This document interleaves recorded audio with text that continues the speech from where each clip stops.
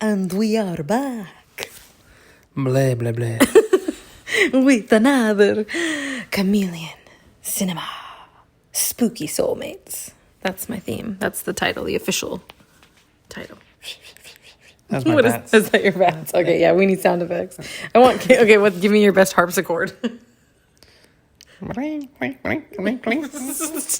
No. No. And we've lost all our listeners. All right, let's go. Diving in. My second pick of October, my birthday month, was Bram Stoker's, I don't know if that's how you say it, Dracula.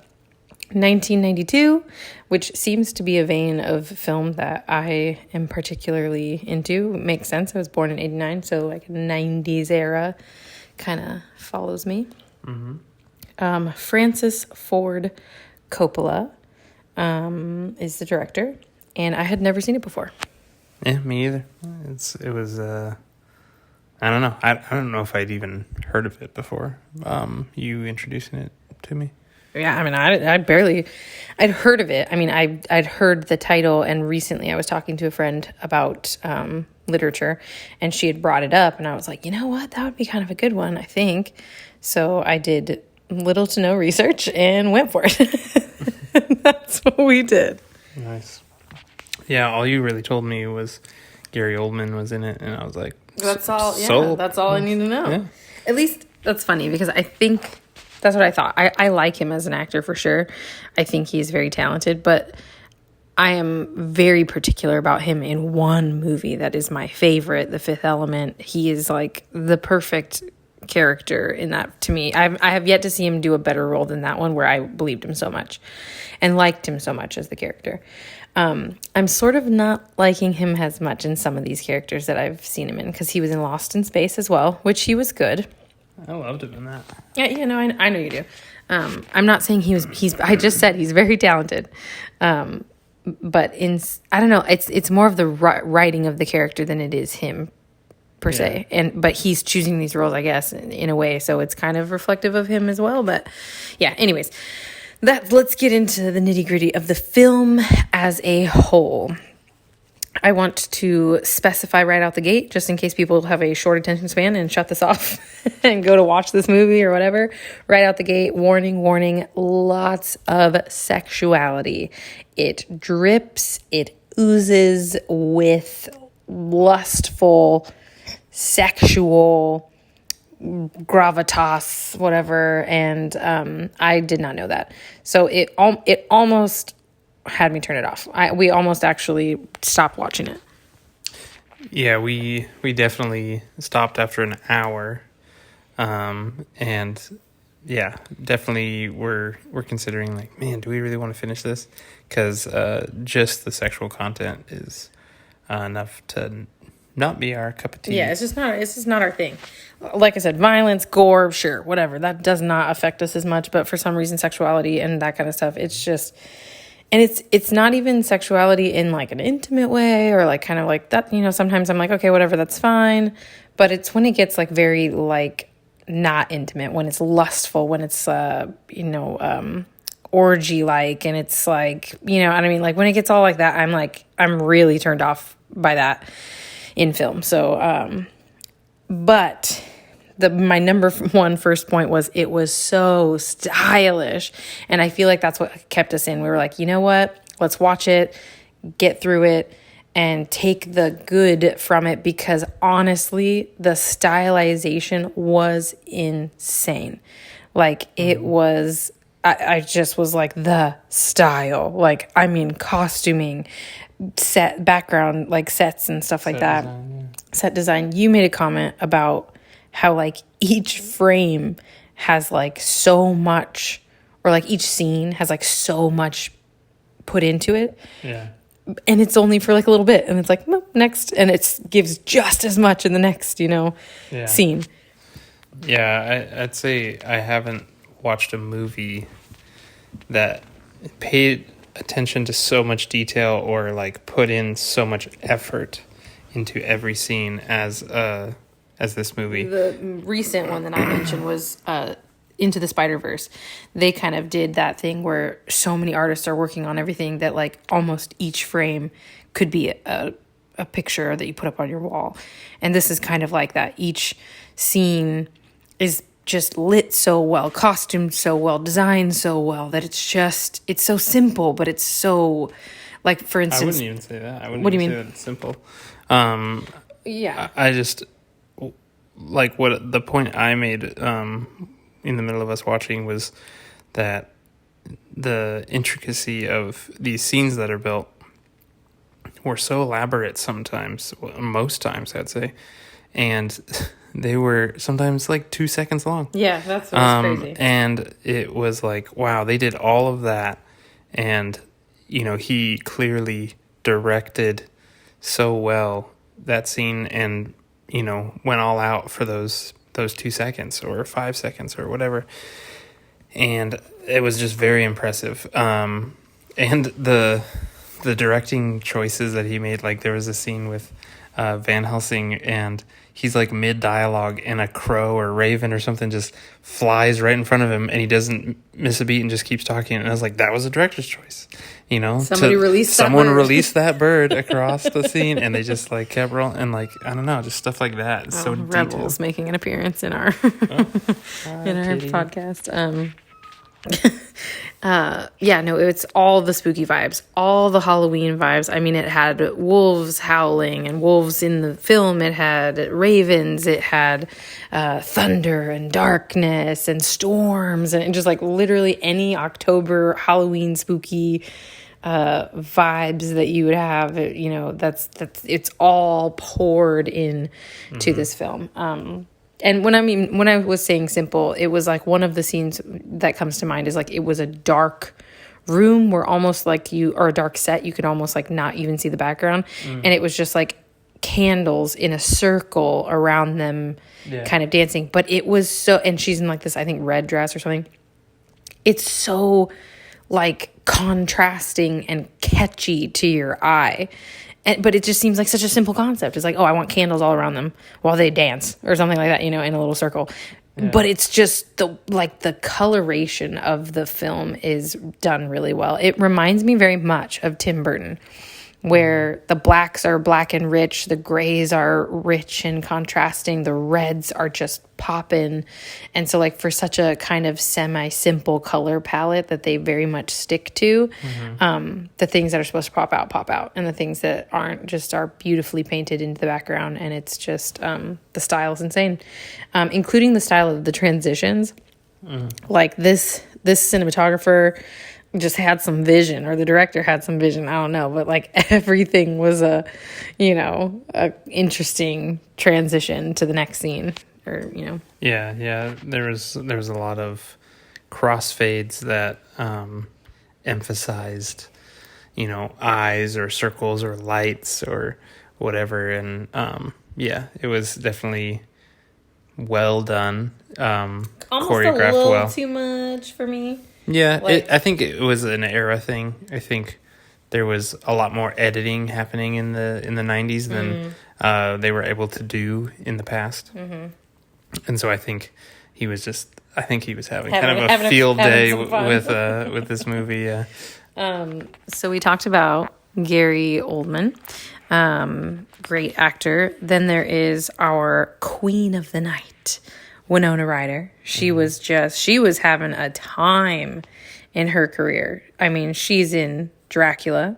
She's in Beetlejuice. She's in Edward Scissorhands. She's in basically just all the Creepsville films. Even now, Stranger Things, you mentioned. She's a leading lady in that. Award-winning. Yeah. And so she's just kind of, that is her bread and butter. But the person I was very surprised to see was Keanu Reeves. Oh, I thought you were going to say someone else, but who did you think I was going to say? The guy from Princess Bride, whatever his name is. Oh, actually no, he was actually very under the radar for me, that I kind of, even now that you say it, forgot that he was in the movie. Yeah. I mean, he was a recognizable very face. Small role. Yeah. His face is very iconic. Yeah, Keanu. He was definitely an interesting casting. At first, we were pretty excited. Oh yeah, I think. I was yes, so excited. I saw Keon on the screen and I was like, yeah, this is about to be fun, you know. But then, I mean, really, the only thing that kind of took us out of it was the accent. Yeah, he just couldn't nail the accent very much. His little California English accent was poking through a little bit. And so it was a little bit hard to take him serious. I'd say that even one of my other actors that I think is phenomenal, Anthony Hopkins, as Van Helsing, he did a little too much, yeah. What is that kind of like what accent is that? It's like German or Austrian or Swiss. That like, area, Alpsy area. Yeah. He like almost said yeah before any line that he gave. Yeah. Yeah, it didn't bother me too much because I've watched a lot of, I don't know, there's a lot of German voice acting in video games, or I've just watched Germans, and like it's like how often we say, oh yeah. True. But like it just stands out because it's so, I don't know, kind of funny and unique. His delivery a little bit too. It was like his lines were insane. His lines were almost comical. His character was quirky and kind of wild to me. So that was kind of interesting to kind of see. Honestly, I kind of feel not dumb, but like I love this whole, I love vampires. I've loved vampires forever. So seeing how much of the source material comes from this, all the way back then, things that I didn't even know. Like I've heard the word, like, what is it, Nosferatu or whatever, but I didn't really know, what that came from. And then I've seen the movies Van Helsing. Maybe once or twice, but you know me, when I watch a movie sometimes, or at least in my past, I didn't pay a whole lot of attention all the time. Yeah. So I didn't really know his story and like what part he played. So to see him back in this, I'm like, oh, okay. He's a key character. Yeah, he's a key character in Dracula's story, and but this was a very interesting take. Yeah, I think the only other Dracula movie I'd seen was Van Helsing with what's his name? You've seen The Underworld. Yeah, but that's not Dracula. Oh, sorry. Oh, okay, yeah, I'm sorry.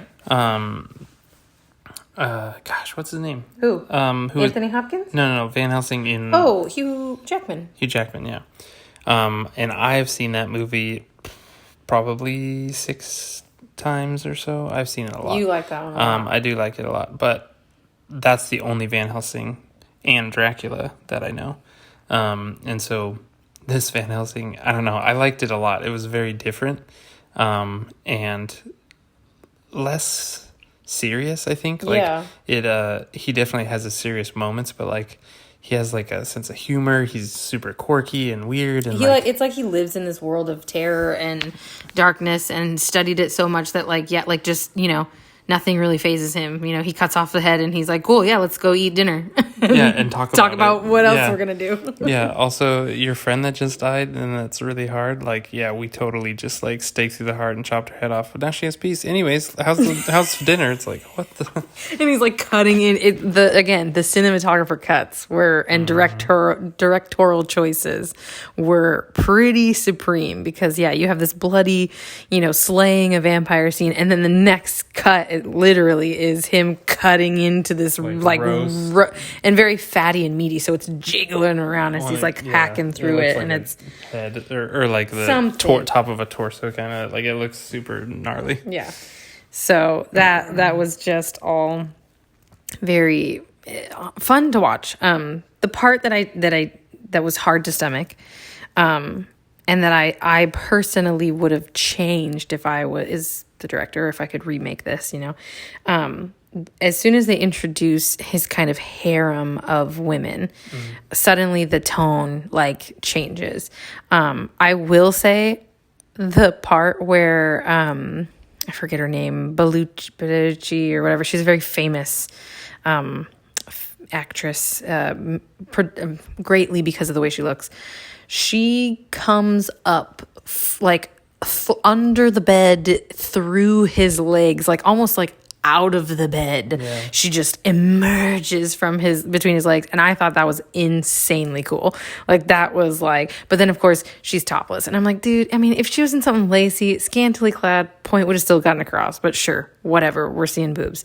But then it gets progressively like dark and demonic and gross.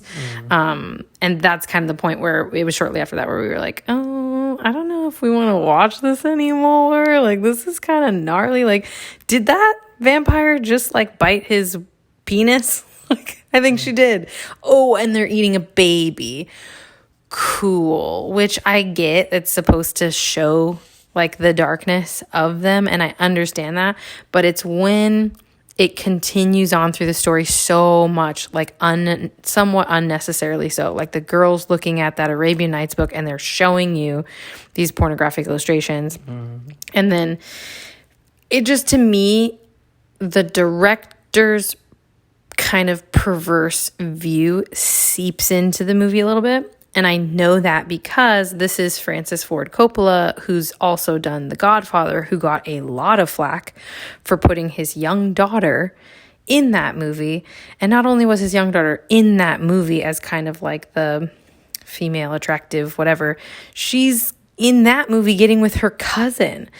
And it's like not even really frowned upon in the film, you know, in a way. And so it's like, okay, that's weird. And then in this movie too, it was just weird thing after weird thing. It's like bestiality, orgy, you know, young innocents looking at pornography. It's like, okay, like I'm feeling all of your, I don't know, it reminds me of Quentin Tarantino. He's also kind of perverted and known to be. Foot fetish, everybody knows it. And so when they kind of put that in there, like, you're just kind of, I don't know, to me, it's kind of a huge, like, that is the thing that takes me out of it. Yeah, it's just, I think for us, everyone has their sensitivities and things that they don't like. And for both of us, it just weighs heavier on us, or it just kind of, it's just not what we're signed up for. Yeah, it's not what we're into, and we can get the story, get the things with, you know, alluded to sexuality or artistically, tastefully, done, not innuendo, whatever, like alluding to it. Insinuation, yeah. And so, yeah, I mean, we get it. The source material. That's the thing. I didn't know. Yeah. I didn't know the source material was so like that. Yeah, and like they have to, you know, show that the vampires are very sexual. But they're also very violent. They're very moralless, and they have to show that so that you almost hate them so much. Like kind of debuting a villain, like getting you on the side of the hero or whatever. So, but I feel like you can do that. I don't know. It, to me, as creative as this director seems to be, he still succumbed to kind of some cheap visuals, some cheap thrills, I guess, in his film, where he could have, I feel like, been more creative, and just done it more tasteful. But yes, this is our opinion. This is what detracts from. Yeah, this is what we think, but this is what may not affect you at all. Yeah. This is what detracts for us. This is what knocks probably our ranking down some pegs for us. So that's just kind of what, to me, like I said, it's like when you see a movie set. It's like when I see too much of this, and it to me, it makes me think of like exploitation of the actor or the actress, or, you know, oh man, they're so young, or like what, you know what I mean? Like, and so I kind of, it just, my brain starts going and I kind of it takes me out of it. But some people, sure. Yeah. I mean, that may be their jam. And so, yeah, this oozes with sexuality. But I wasn't a fan of that part. What I was a fan of was the female heroine twist at the end that I was not expecting, but kind of loved. Is baby waking up? He's rolling over. Parents, we got to watch our little baby monitor. Everybody's making an appearance in this one. No, but Winona Ryder and kind of like that trust between her, her husband at the time, at the very kind of end of the film, and the moral of the film and the point being that like her love freed him in a way. It's another one of those like, man, I really need to look up some more or know my source material because I'm sure that's in the book and I just did not know. And that's kind of cool. I kind of liked that. I kind of liked that sort of hopeful finish. Love wins, especially after kind of sitting through a lot of darkness and, all of that. Yeah. Even that last kind of battle, like it really comes to a climactic peak. I mean, there's heads are falling off. It's crazy. There's lots of, there's even cowboy gunslinging. Yeah. I think that might have been a director's choice, but... You mean that's not in the original source material? I don't know. I actually don't know, but... the best podcast around. So much research. Yes, yeah. We clearly know all the history. But yeah, I enjoyed that too. I enjoyed the ending. You know me in a happy ending. I mean, it's kind of happy. It's also kind of weird, like in the sense of she like loves two men and one sets one free and then goes back to her husband. I don't know. And her husband trusts her in it. Like, it's kind of weird. It's a little weird, but it's a interesting relationship. But the only other thing I have, unless you had anything more, I don't know. I just wanted to kind of circle back just a little bit on the quality of cinematography and really just directing. I talked about the set design as well, how great it is. The shadow work. There's a lot of shadow work, which was very creative and very unique. I don't know if I've ever seen it be such a character in scenes before. You see it as a way to create depth or drama or like make this creature look large or sometimes cheesy in the sense of like scale and stuff, but I don't know, it just had such it was almost a character itself. I was gonna say the only other one that I could like think of reference would be Peter Pan and his shadow. Yeah, but the lighting and the cinematography was fantastic, and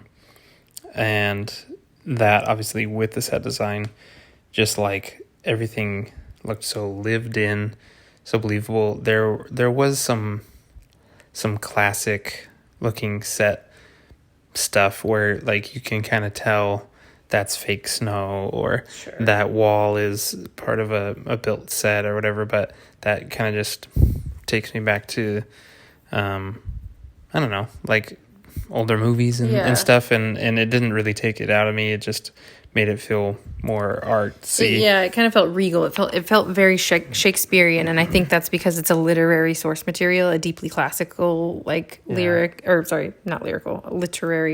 source material. I agree. To me, the costuming was what got me. Like, I mean, the costumes were insane. Even just like something like the lady who got turned into a vampire and then died first. She was in a glass coffin, and it was just, I mean, it seemed like Tim Burton and Disney and art and, French, kind of like art. And it's just wild. It's so funny to have that. And then, of course, so then it's like tainted for me with a little bit of that crassness too far, because I know that it's supposed to be that. I know that they're supposed to be evil, and it's supposed to be an unleashing of all desires, hunger, thirst, sexuality, whatever. But what I wanted to kind of circle back to that being is that I mentioned Tarantino as well. He kind of does it to that point, but he's one of my favorite directors. So I have to say that in the same vein, this guy was good. Like this movie was so in every other way.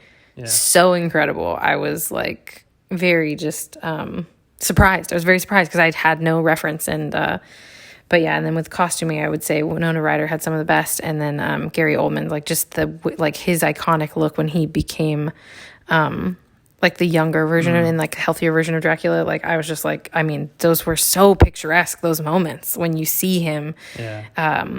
It was just kind of like, wow, you know, I don't know. Well, and also his, I don't know how many versions of vampire or wolf or like there was so many, I don't know, maybe there's at least 5 different looks, phases, forms that he has, and it just kept changing as it's like, and they were just as elaborate as the other, you know, like, so very impressive costume design and makeup and prosthetics and all that stuff. And the last thing I had was I was just very impressed overall with the modern kind of film tricks and editing that were in this for a 1992 film. There was just so much editing, so much style and just film tricks that, you know, nowadays I'm sure are much easier.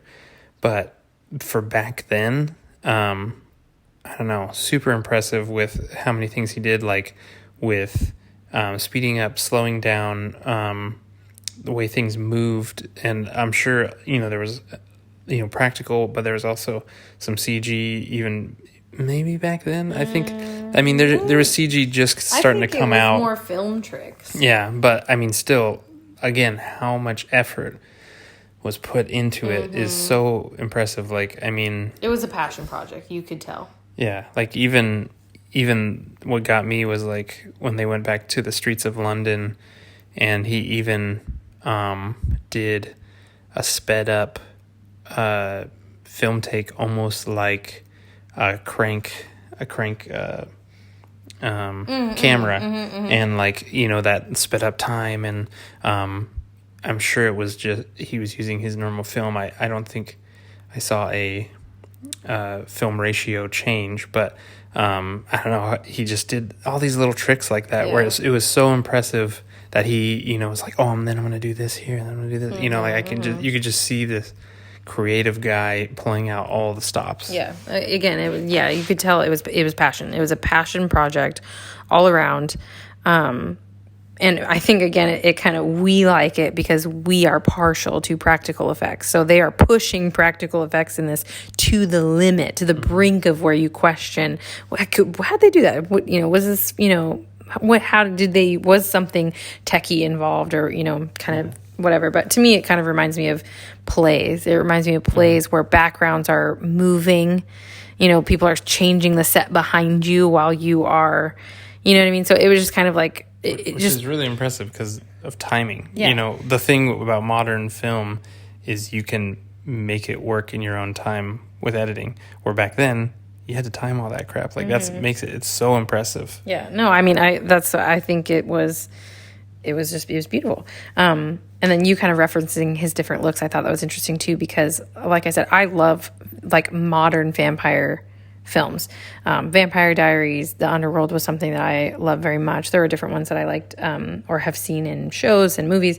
And so to see so many different things from this movie referenced in love or even in spoof or humor. I like the guy's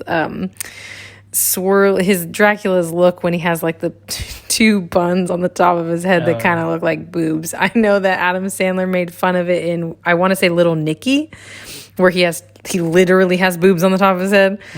And then again, I think it's Adam Sandler and Hotel Transylvania. He talks about it looked like him. He has boobs on the top of his head.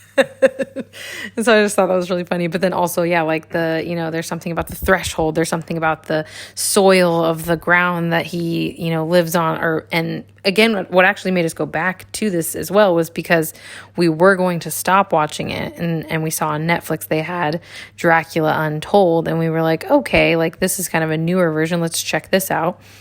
And it was like so much nod to the original source material. It was kind of like, man, we have to watch the OG thing. Like we have to know where all of this folklore and image and iconic imagery comes from. And it was exceptional. So I think we can rave about it all we want, but let's rate it and see where it stands. All right. Well, like always, I will start. So yeah, I think we've summed up just the overall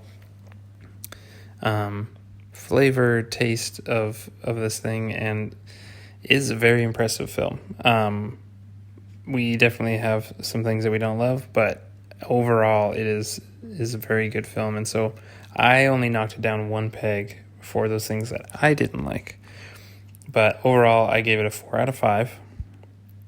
And because of those sexual, influences, whatever, scenes, that makes it really hard for me to want to rewatch it. But because of all of the excellent, film moments, I'm definitely not going to put a 0. Yeah. So I'm doing a 1. Just because, just for purely film study, taking sections of the film and really studying them and analyzing them, I would definitely do that. Yeah, it's totally worth it. And so, that's a 1 out of 5 for rewatchability for me. But that is a total of 5 out of 10 for me. You copycat. We're just happily married. That's what it is. We're just happily married, and we like a lot of the same stuff. I have the same scores. For an overall film, I only knock it down because some of the accents weren't 100% on point. Some of the dialogue, a little, a lot of the over-sexuality of things, I'm like, a little bit would have been great. I would have gotten the point. It got to a point where I was bored. I was too much, and I was over it. Did you flip these? I think I did. Yeah. But, and then he's looking at my notes. And then when it comes to rewatchability, I can't give it a 0 because the same reason. The costumes, the iconic just imagery that is in your mind it will last probably with me forever. It was so good. So I would say for me, I did originally write a 1 because it was just, it is worth, the watch, or some of a watch, but I borderline wanting to give it like a 2 or like more, just because like so much of it was so good.